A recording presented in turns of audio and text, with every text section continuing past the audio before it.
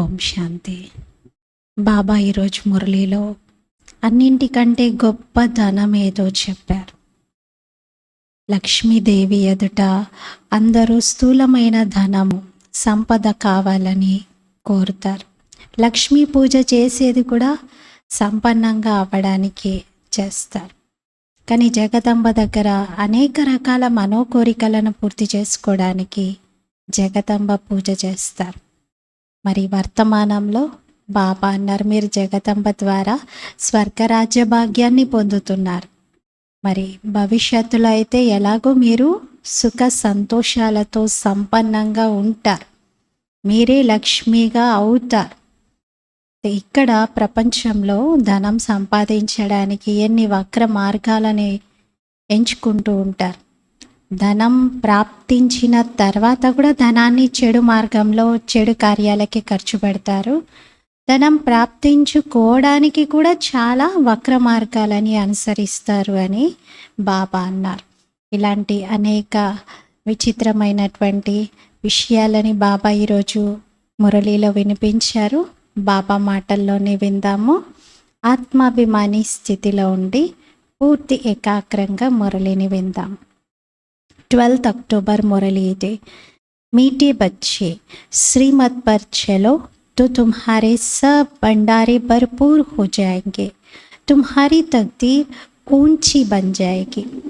మధురమైన పిల్లలు, శ్రీమతంపై నడవండి, అప్పుడు మీ అన్ని బండారాలు నిండుగా అవుతాయి, మీ అదృష్టం ఉన్నతంగా అవుతుంది. మధురమైన పిల్లలు, శ్రీమతంపై నడవండి, అప్పుడు మీ అన్ని బండారాలు నిండుగా అవుతాయి, మీ అదృష్టం ఉన్నతంగా అవుతుంది. చూడండి, బాబా ఇక్కడ బండారా అంటే కేవలం ధనంతో సంపన్నంగా ఉంటేనే సరిపోదు.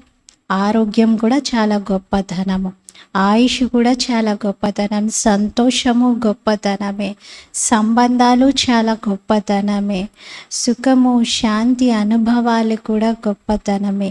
ఇటువంటి అన్ని రకాల విషయాల సంపన్నతతో మనం నిండుగా ఉంటాం. అలా మన బండారాలన్నీ నిండుగా అవుతున్నాయి అంటున్నారు. దేంతో? శ్రీమతంపై నడిస్తే. మనం భవిష్యత్తులో స్థూల సంపదలని పొందడమే కాదు, సుఖము శాంతి పవిత్రత ఆనందం అన్నీ పొందుతాం. అందుకే మన అదృష్టం చాలా ఉన్నతంగా అవుతుంది అంటున్నారు. ప్రశ్న, इस कलयुग में किस चीज़ का दिवाला निकल चुका है? दिवाला निकलने से इसकी गति क्या हुई है? ఈ కలియుగంలో ఏ విషయం యొక్క దివాలా తీసి ఉన్నారు? దివాలా తీసినటువంటి వారి యొక్క గతి ఏమైంది? ఈ కలియుగంలో ఏ వస్తువు లేక ఏ విషయంలో దివాలా తీశారు అందరూ? మరి దివాలా తీసిన తర్వాత గతి ఏమైంది, ఎటువంటి స్థితిని పొందారు అని బాబా అడుగుతున్నారు. उत्तर, कलयुग में पवित्रता सुख और शांति का दिवाला निकल चुका है, इसलिए भारत सुखधाम से दुखधाम हीरे से कौड़ी जैसा बन गया है. కలియుగంలో పవిత్రత సుఖము శాంతి యొక్క దివాలా తీశారు. అంటే ఏ విషయంలో లాస్ అయ్యారు అంటే పవిత్రతను సుఖమును శాంతిని అన్నిటినీ పోగొట్టుకున్నారు. ఇవన్నీ సున్నా అయిపోయాయి, జీరో అయిపోయాయి. అందుకే భారతదేశం సుఖధామంగా పిలువబడేది కాస్త దుఃఖధామంగా, వజ్రతుల్యంగా ఉండేది కాస్త గవ్వతుల్యంగా మారిపోయింది. ఈ ఆట మొత్తం భారతదేశం పైనే ఉంది. ఆట యొక్క ఆది మధ్యాంతాల జ్ఞానము ఇప్పుడు బాబా మీకు వినిపిస్తున్నారు. तकदीरवान सौभाग्यशाली बच्चे ही इस ज्ञान को अच्छी रीति समझ सकते हैं. మరి అదృష్టవంతులైన సౌభాగ్యశాలి పిల్లలే ఈ జ్ఞానాన్ని మంచి రీతిగా అర్థం చేసుకోగలుగుతారు. బాబా మన ఏ విషయం కారణంగా ఏ ధారణను వదులుకోవడంతో ఇంత దివాలా తీశారు, ఇలాంటి గతి పట్టిందో చెప్తున్నారు. ఈ కలియుగంలో ప్రతి మానవుడు అపవిత్రంగా ఉన్నాడు. పవిత్రత లేని కారణంగా సుఖ శాంతులు కూడా లేవు. ఈ పవిత్రత విషయంలోనే ఆత్మలన్నీ దిగజారిపోయాయి కాబట్టి దుఃఖధామంగా ఈ ప్రపంచం మారింది, గవ్వతుల్యంగా అయింది. అయితే మొత్తం అంతా కూడా కీ రోల్ భారతదేశానిదే అంటున్నారు. ఆటలో మెయిన్ పాత్ర వహించేది ముఖ్యమైన పావు భారతదేశమే. అందుకే దీని ఆది మధ్యాంత జ్ఞానాన్ని బాబా ఇప్పుడు మనకి వినిపిస్తూ ఉన్నారు. మరి అదృష్టవంతులు సౌభాగ్యశాలి పిల్లలకు ఈ జ్ఞానంలోని విషయాలన్నీ మంచి రీతిగా అర్థమవుతూ ఉంటాయి. గీత్ భోలేనాథ్ సే నిరాలా. భోలానాథుడు భగవంతుడంతటి అతీతమైన వారు ఇంకెవరూ లేరు అని పాట. ఓం శాంతి. భగవాను వాచ. ఏ భగవంతుడు? భోలానాథుడు అనగా శివ భగవాను వాచ. బాబా అర్థం చేయిస్తున్నారు. టీచర్ పని ఏమిటి? అర్థం చేయించడం. సద్గురువు పని కూడా అర్థం చేయించడమే. శివ బాబాను సత్యమైన తండ్రి అంటారు, సత్ బాబా. భోలేనాథ్ అంటారు. శంకరుణ్ణి బోలా అని అనరు. వారి గురించి అయితే ఏమని రాశారు? శంకరుడికి కోపం వచ్చింది అంటే ఆగ్రహంతో ఆయన 3వ నేత్రం తెరిచి మొత్తం భస్మం చేసేస్తాడు అంటారు. మరి బోలా బండారి అని శివుణ్ణి అంటారు తప్ప చిన్న విషయానికే క్రోధంలోకి వచ్చి తన 3వ నేత్రాన్ని తెరిచి భస్మం చేస్తే అది బోలాతనమా? కాదు కదా. అందుకని బాబా అన్నారు, బోలా బండారిని నేను, శివుణ్ణి, శంకరుడు కాదు. అందరి బండారా నిండుగా చేసేవారు కూడా శివ బాబా. ఏ బండారా? బాబా నా ధనము, సంపదలు, సుఖము, శాంతి, ఇలా అన్ని రకాల బండారాలు ఉంటాయి. బాబా ఏ బండారా నింపుతున్నారు? మరి బాబా అన్నారు, ఇప్పుడైతే నేను పవిత్రత, సుఖము, శాంతి యొక్క బండారాను నిండుగా చేసేందుకు వచ్చాను. ఎక్కడ పవిత్రత, సుఖశాంతులు ఉంటాయో అక్కడ స్థూల సంపదలు, ధనము, అన్ని రకాల సౌకర్యాలు మొత్తం దాని వెంటే వచ్చేస్తాయి నీడలాగా. కలియుగంలో పవిత్రత, సుఖము, శాంతి దేవాలా తీశాయి అంటున్నారు. ఎందుకంటే రావణుడు ఇక్కడ శాపం పెట్టాడు. అందరూ శోకవాటికలో ఏడుస్తూ దుఃఖంలో ఉన్నారు. భోలానాథుడైన శివబాబా స్వయంగా సృష్టి ఆది మధ్యాంత రహస్యాలని వినిపిస్తూ ఉన్నారు. అనగా పిల్లలను త్రికాలదర్శిగా చేస్తున్నారు. డ్రామా గురించి అయితే ఇతరులు ఎవరికీ తెలియదు. మాయ పూర్తిగా తెలివి తక్కువగా చేసేసింది. భారతదేశంలోనే ఈ ఓటమి గెలుపులు, సుఖము దుఃఖం యొక్క నాటకం నడుస్తుంది. భారతదేశం వజ్ర సమానంగా పవిత్రంగా ఉండేటువంటిది ఇప్పుడు గవ్వ సమానంగా అపవిత్రంగా మారిపోయింది. ఇదే సుఖధామంగా ఉండేది, ఇదే దుఃఖధామంగా మారింది. భారత్ హెవెన్ థా, అబ్ హెల్ హే. భారతదేశం స్వర్గంగా ఉండేది, ఇప్పుడు నరకంగా మారింది. మరి నరకాన్ని మళ్ళీ స్వర్గంగా తయారు చేసేది ఎవరు? దీని ఆది మధ్యాంతాల జ్ఞానాన్ని ఎవరు వినిపిస్తున్నారు? జ్ఞాన సాగరుడు. వారు తప్ప ఇంకెవరు చెప్పలేరు. ఈ విషయాలు బుద్ధిలో మంచిగా నిశ్చయంతో నిలిచి ఉండాలి. అంటే ఈ విషయాల పట్ల మనకి బాగా నిశ్చయం ఉండాలి. ఎవరి అదృష్టం తెరుచుకునేది ఉంటుందో వాళ్ళకి బాగా నిశ్చయం ఉంటుంది. వారే సౌభాగ్యశాలిగా కూడా అవుతారు. దుర్భాగ్యశాలిగా అయితే చాలామంది ఉన్నారు, కానీ సౌభాగ్యశాలిగా అయ్యే పిల్లలు కొద్దిమంది. దుర్భాగ్యశాలి అనగా అదృష్టాన్ని చెడిపేసుకునేవారు, భ్రష్టాచారిగా అయ్యేవారు. బాబా వచ్చి శ్రేష్టాచారిగా తయారు చేస్తున్నారు. కానీ ఆ తండ్రిని కూడా అతి కష్టంగా అర్థం చేసుకుంటున్నారు. ఎందుకంటే వారికి దేహం లేదు కదా. శరీరం ఉన్న వాళ్ళని బాగా గుర్తుపెట్టుకుంటున్నారు, కానీ దేహానికి అతీతంగా నిరాకార రూపంలో ఉండడంతో బాబాను అందరూ మర్చిపోతూ ఉన్నారు. శివ్ బాబా సుప్రీం ఆత్మ, వారు మనతో మాట్లాడుతూ ఉన్నారు. పావనమైన ఆత్మలైతే సత్యుగంలో ఉంటాయి. కలియుగంలో అందరూ పతితులే. అనేక మనోకామనలను తీసుకొని భక్తులు జగదంబ వద్దకు వెళ్తారు. అసలు జగదంబ పరిచయమే లేదు, వారికి ఏమీ అర్థం కాలేదు. అసలు ఆమె ఎవరు, ఎందుకు ఇలా వరాలను ఇస్తుంది, ఎలా మన కోరికలు పూర్తవుతాయి, ఎవరు తీరుస్తున్నది, ఇదేమీ తెలీదు. కానీ అందరూ వెళ్తారు. అయినా బాబా అంటారు, ఎవరెవరు ఏ భావనతో ఎవరిని పూజించినా ఇచ్చేవాడిని నేనే. నేనే అందరి మనోకోరికలను పూర్తి చేస్తాను. అల్పకాలికమైన క్షణభంగురమైన ఫలమునైనా ఇచ్చేస్తాను. జడమైన మూర్తి ఎప్పుడు ఎవరికి ఫలాన్నైతే ఇవ్వలేదు కదా. ఫలం ఇచ్చేవాడు, అల్పకాలికంగానైనా సుఖం ఇచ్చేవాడు ఒక్క బాబాయే. నేను తప్ప ఇంకెవరు ఇవ్వలేరు అంటున్నారు. అనంతమైన సుఖదాత కూడా బాబాయే. మే దుఃఖదాత నహీ హూ. బాబా నేను దుఃఖదాతను కాదు, నేను సుఖదాతను. నేనైతే దుఃఖాలను హరించి సుఖం ఇచ్చే కర్తవ్యం నిర్వర్తిస్తాను. మీరందరు ఇక్కడ సుఖధామంలో స్వర్గం యొక్క వారసత్వాన్ని తీసుకోవడానికి వచ్చారు. ఇస్మే పర్హేజ్ బహుత్ హై.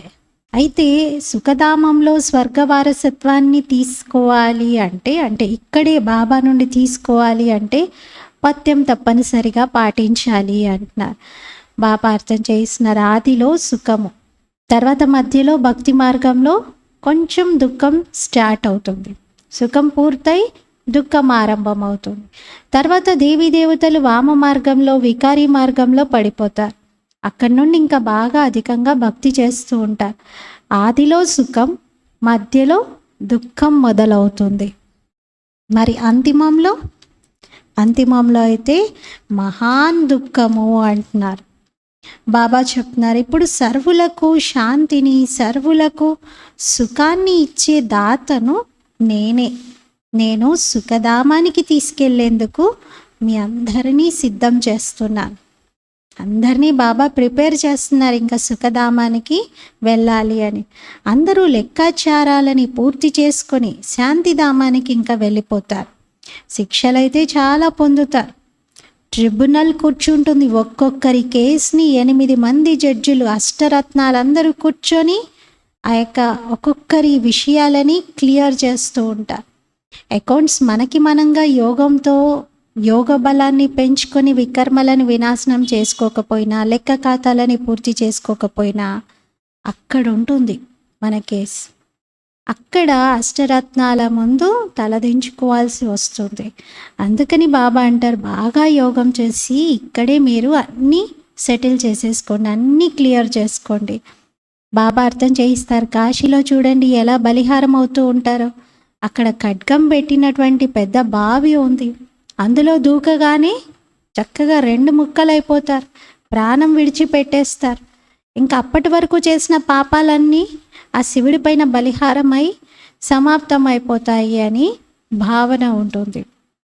కానీ మళ్ళీ జన్మ తీసుకుంటే మళ్ళీ నెక్స్ట్ జన్మలో అయితే కొత్తగా పాపాలు చేస్తూ ఉంటారు కదా.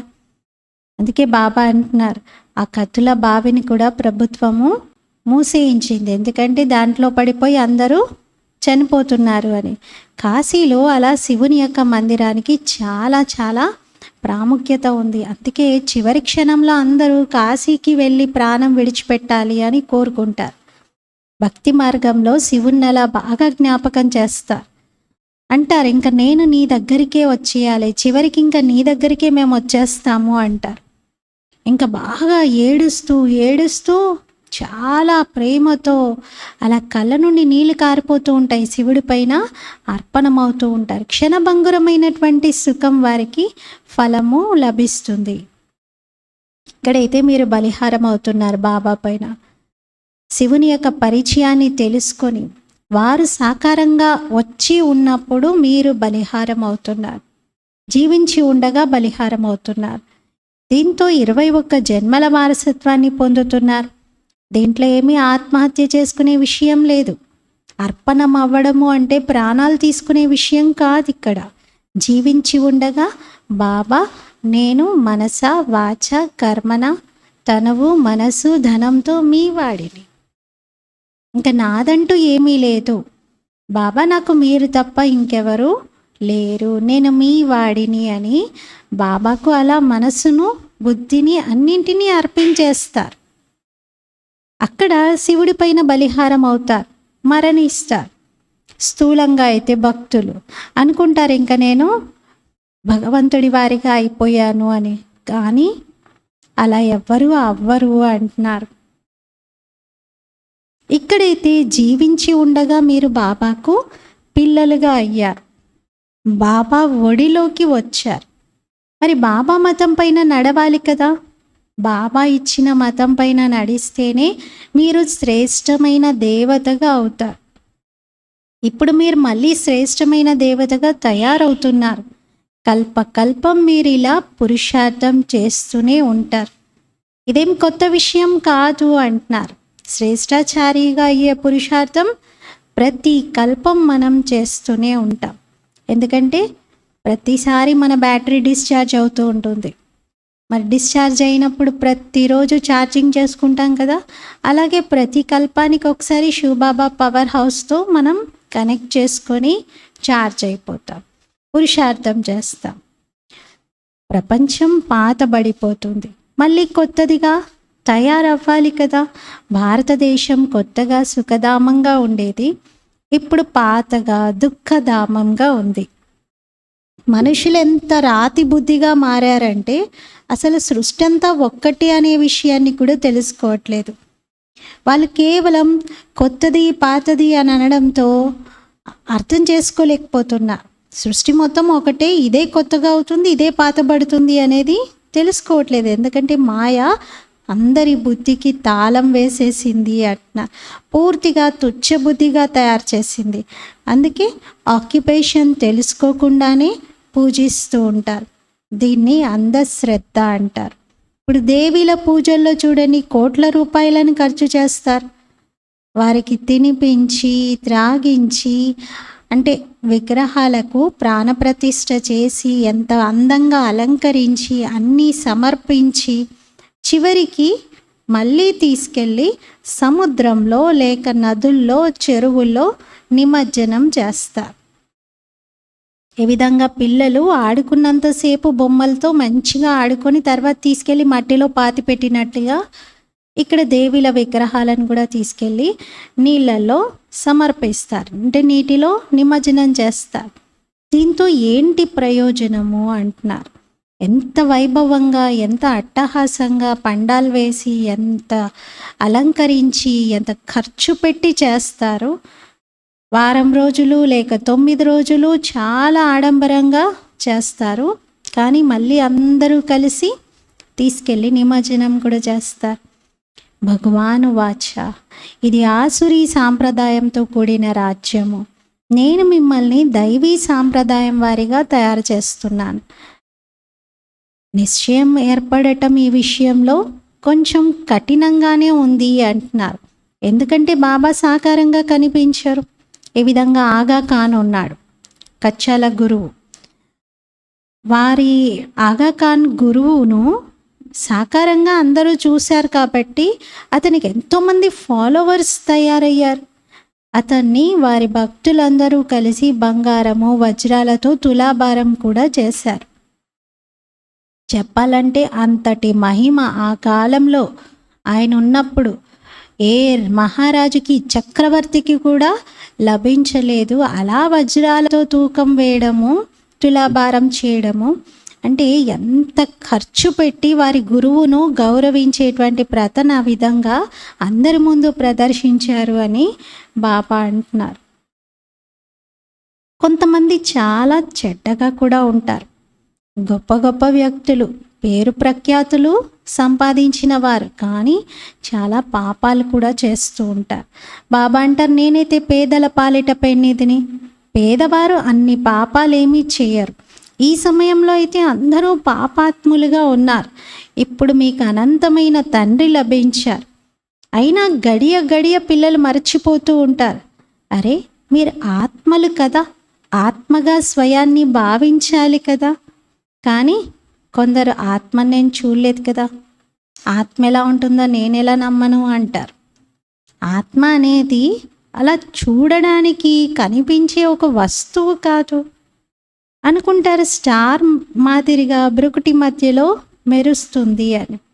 మరి ఆత్మ వెళ్ళిపోయే సమయంలో ఫోటో తీయాలని, లేకపోతే ఆత్మను బంధించాలి అని, ఆత్మను ఎందులో అయినా పెట్టి అందరికీ చూపించాలి అని అనుకుంటారు. కానీ ఆత్మ శరీరం నుండి వెళ్ళిపోతే శరీరం అంతమైపోతుంది. అసలు దాన్ని దేంట్లోనూ బంధించలేరు. ఆత్మ అయితే ఒక సూక్ష్మమైనటువంటి శక్తి. బాబా అంటారు, ఎలా అయితే మీరు ఒక ఆత్మగా ఉన్నారో అలాగే నేను కూడా ఆత్మను. మీరెలా ఉంటే మీ తండ్రి కూడా అలాగే ఉంటారు కదా. అది తండ్రి ఎలా ఉంటే పిల్లలు అలాగే ఉంటారు. కానీ వారైతే సుఖ సాగరుడు, శాంతి సాగరుడు. శివబాబా మన తండ్రి అన్ని గుణాల సాగరుడు, నిరాకారుడు. మరి వారు వారసత్వం ఎలా ఇస్తారు? నిరాకారుడు కాబట్టి తప్పకుండా ఒక మానవ శరీరంలో ప్రకృతి మధ్యలో వచ్చి కూర్చుంటారు. ఆత్మ ఈ జ్ఞానాన్ని ధారణ చేసి దుర్గతి నుండి సద్గతిలోకి వెళ్తుంది. ఇప్పుడు ఎవరు చేస్తే వారే పొందుతారు. ఈ పురుషార్థము ఎవరికి వారు చేసి ప్రాలబ్ధాన్ని పొందాల్సింది ఉంది. తండ్రిని జ్ఞాపకమే చేయకపోతే వారసత్వాన్ని కూడా పొందలేరు. ఇంకా పైసంతా కూడా కొరవగానటువంటి పదవిని పొందుతారు. బాబా అంటారు, తన సమానంగా ఇతరులను కూడా తయారు చెయ్యాలి. మీ సమానంగా వారసత్వాన్ని పొందేందుకు యోగ్యంగా తయారు చేయకపోతే మీరు కూడా అసలు విలువలేనటువంటి పదవిని పొందుతారు అంటున్నారు. శ్రేష్టాచారి మరియు భ్రష్టాచారి ఇలా ఎవరిని అంటారు అనేది బాబా స్పష్టంగా తెలియజేస్తున్నారు. భారతదేశంలోనే శ్రేష్టాచారి దేవీ దేవతలు ఉండేవారు. గాయనం కూడా ఏమని చేశారు? హెవెన్లీ గాడ్ ఫాదర్ అని. కానీ హెవెన్లీ గాడ్ ఫాదర్ గురించి తెలియదు, పరిచయం లేదు వారికి. హెవెన్ అంటే పైన ఉంటుంది అని, భగవంతుడు కూడా ఆ హెవెన్లోనే ఉంటాడని, ఆ హెవెన్కి భగవంతుడే కింగ్ అని అలా తప్పుగా భావిస్తూ ఉంటారు. కానీ అసలు స్వర్గం ఇదే నేలపైన ఉంటుంది. సుఖము, శాంతి, పవిత్రత, సంపదలు, అన్ని రకాల సిరులు ఉంటాయి అని, ఇదే ప్రపంచంలో మానవులు దేవతలుగా ఈ రాజ్యం చేస్తారని ఈ విషయాలు ఎవరికీ తెలియదు. మీకు తెలుసు. మీరిప్పుడు పూర్తిగా పురుషార్థం చేస్తారు. కానీ పిల్లలు ఇంకా అంతగా సీరియస్గా పురుషార్థం చెయ్యట్లేదు అంటున్నారు బాబా. డ్రామా అనుసారంగా అలాంటి పిల్లలు కూడా అవసరమే. పూర్తి పురుషార్థం చేయని వారు అక్కడ సత్యుగంలో సేవకులుగా అవుతారు కదా. బాబా క్లియర్ చేసి చెప్పారు ఈరోజు ఎవరెవరు ఎలాంటి పదవి తీసుకుంటారు. అదృష్టంలో ఇంకా అంతే ఉంది అని అనుకుంటారు. బాబాను ఒకవేళ అడిగినట్లయితే బాబా వెంటనే చెప్పగలుగుతారు. ఇప్పటి వరకు ఉన్న ఈ నడవడికతో మీరు ఒకవేళ ఇప్పటికిప్పుడు శరీరం విడిచిపెడితే మీరు ఫలానా పదవిని పొందుతారు అని బాబా ఖచ్చితంగా చెప్పగలుగుతారు. కానీ అడిగే ధైర్యం ఎవరికి ఉంది అంటున్నారు. ఉందా? అడిగే ధైర్యమే లేదు పిల్లలకి అంటున్నారు. ఎందుకంటే ఎవరికి వాళ్ళకే అర్థమైపోతుంది, నా పురుషార్థంతో నేను అంత గొప్ప పదవినేమీ పొందను కావచ్చు అని. ఎవరైతే మంచిగా పురుషార్థం చేస్తారో వారు అర్థం చేసుకుంటారు, నేను అందులకు చేతికర్రగా అవ్వట్లేదు, ఇంకా ఎంతోమందిని నేను తయారు చేయాలి అని. బాబాకైతే అర్థమైపోతుంది, ఫలానా వాళ్ళు మంచి పదవిని పొందుతారు. ఈ పిల్లలేమో వారసత్వాన్ని అసలు ఏమీ సర్వీస్ చేయట్లేదు, వీళ్ళు పూర్తి వారసత్వాన్ని తీసుకోవట్లేదు, వెళ్ళి అక్కడ దాసి అవుతారు కావచ్చు అని బాబాకు అర్థమైపోతుంది. జాడు आदि लगाने वाले श्री कृष्ण की पालना करने वाले महारानी का श्रृंगार करने वाले दास दासी भी होते हैं. ఊడ్చేటువంటి వారు, శ్రీకృష్ణుని పాలన చేసేటువంటి వారు, మహారాణికి అలంకరణలో సహాయం చేసేవారు, ఇలాంటి దాసీలు కూడా చాలామంది ఉంటారు. అంటే మహారాణిని అలంకరించడానికి, ఆవిడకి మొత్తం ఆభరణాలని వేయడానికి అన్నిటికీ కూడా దాసీలు ఉంటారు. అలాగే శ్రీకృష్ణుని ఎత్తుకునేవారు, ఆడించేవారు, అలాంటి దాసీలు కూడా ఉంటారు. మరి ఎంతైనా సత్యుగంలో ఉన్నవారు పావనమైన వారు. ఇక్కడైతే అందరూ పతితంగా ఉన్నారు. అక్కడ పావనమైన రాజులు, ఇక్కడ పతిత రాజులు. పతిత రాజులు పావనమైన రాజులవి మందిరాలను తయారు చేసి వారిని పూజిస్తారు, పరిచయం లేకపోయినా పూజిస్తారు. ఈ విధంగా బిర్లా ఉన్నారు, లక్ష్మీనారాయణల మందిరాలను ఎన్నో తయారు చేస్తున్నారు. మరి లక్ష్మీనారాయణ మందిరాన్ని తయారు చేసినా వాళ్ళకేమైనా లక్ష్మీనారాయణల పరిచయం ఉందా? మరి దాంతో లాభం ఏమిటి? అల్పకాలికమైన సుఖమే లభిస్తుంది. జగదంబ దగ్గరికి వెళ్తారు. ఎవరికైనా తెలుసా జగదంబయే లక్ష్మీదేవిగా అవుతారు అని? మరి ఈ సమయంలో ఇప్పుడు జగదంబ తర్వాత విశ్వంలో అందరి కోరికలని పూర్తి చేస్తారు. విశ్వరాజ్యాన్ని వారు తీసుకుంటున్నారు. జగదంబ మనకి ఇక్కడ చదివిస్తూ ఉన్నారు. వారే లక్ష్మిగా అవుతారు. మా అమ్మ కూడా చదివిస్తున్నారు కదా. మరి వీరి ద్వారానే ప్రతి సంవత్సరం అందరూ ధనం యొక్క భిక్షను కోరుతూ ఉంటారు. ఎంత తేడా చూడండి. లక్ష్మిగా మారాక ధనం అడుగుతారు. జగదంబ రూపంలో అయితే అన్ని రకాల కోరికలు కోరుతారు. లక్ష్మిని ఎప్పుడు కూడా నాకు సంతానం ఇవ్వండి అని అలా కోరరు. జబ్బులు దూరం చేయండి, అమ్మాయికి వివాహం అయ్యేలా చేయండి, ఇటువంటి కోరికలు లక్ష్మీదేవిని అడగరు. లక్ష్మీదేవిని కేవలం ధనమే కోరుతూ ఉంటారు. పేరే లక్ష్మీ పూజ. జగదంబనైతే అన్నీ కోరుతూ ఉంటారు. ఎందుకంటే ఆమె అందరి మనోకోరికలను పూర్తి చేసేవారు. ఇప్పుడు మీరు జగదంబని కలుస్తున్నారు. వారి ద్వారా స్వర్గరాజ్య భాగ్యం పొందుతున్నారు. లక్ష్మి అయితే ప్రతి సంవత్సరము ఏదో ఒక రూపంలో ధనం యొక్క ఫలాన్ని ఇస్తుంది. అందుకే ప్రతి సంవత్సరం లక్ష్మీ పూజ కూడా చేస్తూ ఉంటారు. అనుకుంటారు ధనం ఇచ్చేది లక్ష్మీదేవి అని. మరి ధనంతో ఎన్నో పాపాలు కూడా చేస్తారు. ధనం ఇచ్చింది లక్ష్మీదేవి అంటూనే ఆ ధనాన్ని పాపాల కోసం ఉపయోగిస్తారు. మళ్ళీ ధనం ప్రాప్తించుకోవడానికి కూడా పాపాలు చేస్తూ ఉంటారు.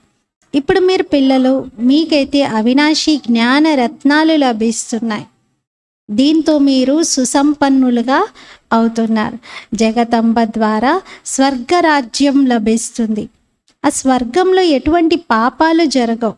ఇవన్నీ అర్థం చేసుకునే విషయాలు.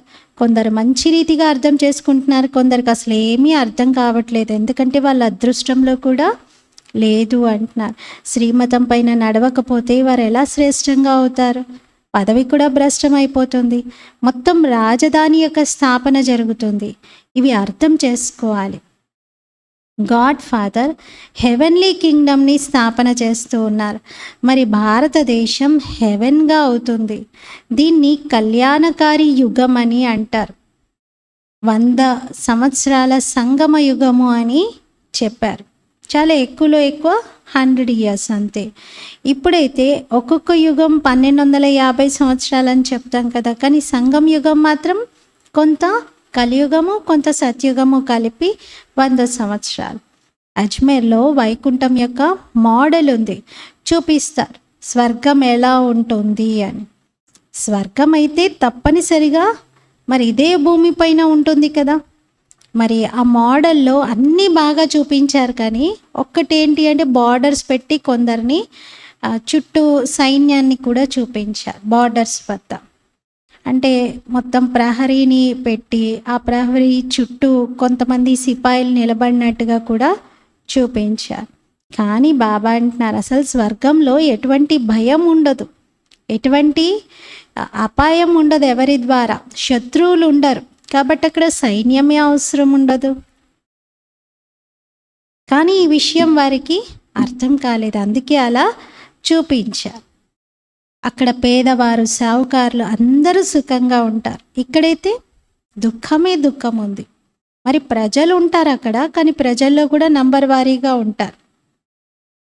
కొంచెమైనా జ్ఞానం వింటే స్వర్గంలో వచ్చేస్తారు. కానీ అస్సలు చదువుకోకపోతే బాబా నర్వాళ్ళు గిరిజనుల సమానమే అంటున్నారు. అంటే పూర్తిగా అస్సలు కొంచెం కూడా చదువు అవ్వట్లేదు. బాబా చెప్పే విషయాలు కొంచెం కూడా ఎక్కట్లేదు. ఇంకా అలాంటి వారిని బాబా గిరిజనులు అసలు ఏమీ అర్థం కావట్లేదు వారికి అని, అంటే అడవి మనుషులతో సమానమని అంటారు. వరల్డ్ హిస్టరీ జాగ్రఫీ రిపీట్ అవుతూ ఉంది. God is one. భగవంతుడైతే ఒక్కరే, ప్రపంచం కూడా ఒక్కటే.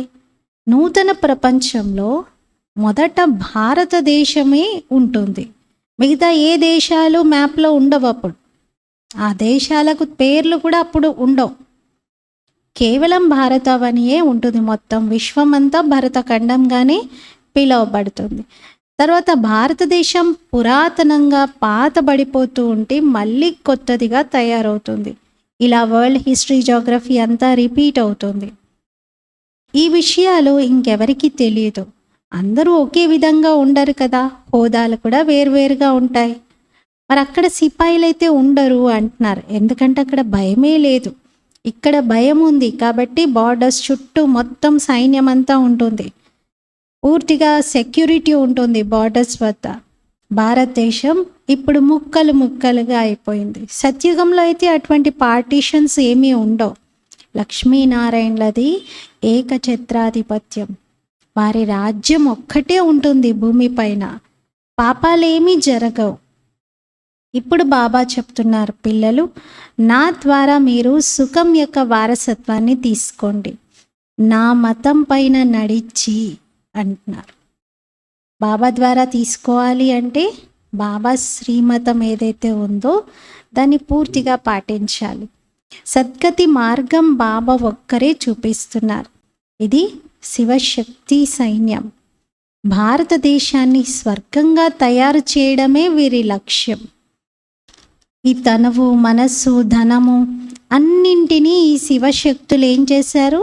సేవలో పెట్టారు. వీరి లక్ష్యం భారతదేశాన్ని స్వర్గంగా తయారు చేయటం. అక్కడ సైన్యంలో వాళ్ళ క్యాప్షన్ ఉంటుంది, వాళ్ళకు ఒక లక్ష్యం ఇస్తారు, వాళ్ళ మిషన్ యొక్క ఉద్దేశం ఏంటి స్పష్టం చేస్తారు. బాబా కూడా మనకి చెప్తున్నారు. ఆ బాపు అయితే అంటే గాంధీ గారు, బాపూజీ అయితే క్రిస్టియన్స్ని పారదోలాడు. ఇది డ్రామాలో ఉంది, కానీ బాబా సుఖం ఏమీ రాలేదు కదా. ఇది దొరుకుతుంది, స్వరాజ్యంలో ఇది ఉంటుంది, మనకి స్వాతంత్రం వస్తే ఇవన్నీ పొందుతాము, ఇన్ని రకాల లాభాలు ఎన్నో చెప్పారు, కానీ అవేవి రాలేదు. ఇవన్నీ మీరు కోరుకున్నవి దొరికేది బాబా ద్వారానే అంటున్నారు. మిగతాదంతా సమాప్తమైపోతుంది. బాబా అంటారు, అందరూ జనాభా నియంత్రించండి, బర్త్ కంట్రోల్ చేయండి అని అంటారు. ఎంత తలగొట్టుకుంటూ ఉంటారు, ఏమీ సంభవం కాదు అంటున్నారు. మీ ద్వారా ఏది జరగదు. ఇప్పుడు కొంచెం యుద్ధం మొదలైంది అంటే చూడండి, కరువు కాటకాలు ఏర్పడతాయి, ఒకరినొకరు చంపుకుంటూ ఉంటారు, ఆకలి మంటకి ఏదైనా చేయడానికి ముందుకొస్తారు. అలాంటి రోజులు రాబోతున్నాయి అంటున్నారు బాబా. అచ్చా, मीठे मीठे सिकीलते बच्चों प्रति मात पिता बाप दादा का याद प्यार और गुड मॉर्निंग. रूहानी बाप की रूहानी बच्चों को नमस्ते.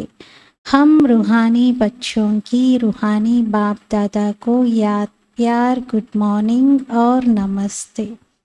मेरा पापा मीठा पापा प्यारा पापा शुक्रिया पापा. ధారణ కొరకు ముఖ్య సారం, జీవిస్తూనే బాబా పైన బలిహారం అవ్వాలి, అనగా బాబా పిల్లలుగా అయి బాబా శ్రీమతంపై నడవాలి, తమ సమానంగా తయారు చేసే సేవ చేయాలి. జీవిస్తూనే బాబా పైన బలిహారం అవ్వాలి, అనగా బాబా పిల్లలుగా అయి బాబా శ్రీమతంపై నడవాలి, తమ సమానంగా తయారు చేసే సేవ చేయాలి. సెకండ్ పాయింట్, అవినాశి జ్ఞానరత్నాలను దానం చేసి జగతంబ సమానంగా సర్వుల మనోకోరికలను పూర్తి చేసేవారిగా అవ్వాలి. జగతంబ సమానంగా అందరి మనోకోరికలను పూర్తి చేసేవారిగా అవ్వాలి. బాబా ఫస్ట్ పాయింట్లో మన సమర్పణ భావం గురించి చెప్తున్నారు. ముందు అర్పణం అవ్వండి బాబా పైన, జీవించి ఉండగా పూర్తి బాబా శ్రీమతం పైనే నడవండి. అర్పణం అవ్వడము అంటే మన మనస్సు బుద్ధిని కూడా బాబాకు సమర్పించడం. ఇంకా మనము కొత్తగా ఆలోచించి ఎలా చేయాలి కాదు, బాబా ఎలా చెప్పారో అలా చేయటం, బుద్ధిని బాబా పైన లగ్నం చేయటం, ఇతరులని మన సమానంగా తయారు చేసే సేవ చేయటం, ఆ తర్వాత అందరి కోరికలను కూడా పూర్తి చేసేవారిగా ఆ సేవ కూడా చేయాలి అంటున్నారు. వరదాన్, सेवाओं में सदा सहयोगी बन सहज योग का वरदान प्राप्त करने वाले विशेषता संपन्न भव. సేవలలో సదా సహయోగిగా అయి సహజ యోగం యొక్క వరదానాన్ని ప్రాప్తించుకునే విశేషత సంపన్న భవ. సేవలలో సదా సహయోగిగా అయి సహజ యోగం యొక్క వరదానాన్ని ప్రాప్తించుకునే విశేషత సంపన్న భవ. బ్రాహ్మణ జీవితం విశేషత సంపన్నమైన జీవితం. బ్రాహ్మణులుగా అవడం అనగా సహజ యోగి భవ యొక్క వరదానాన్ని ప్రాప్తించుకోవటం. ఇదే ఈ జన్మకు మొట్టమొదటి వరదానం. ఏంటి?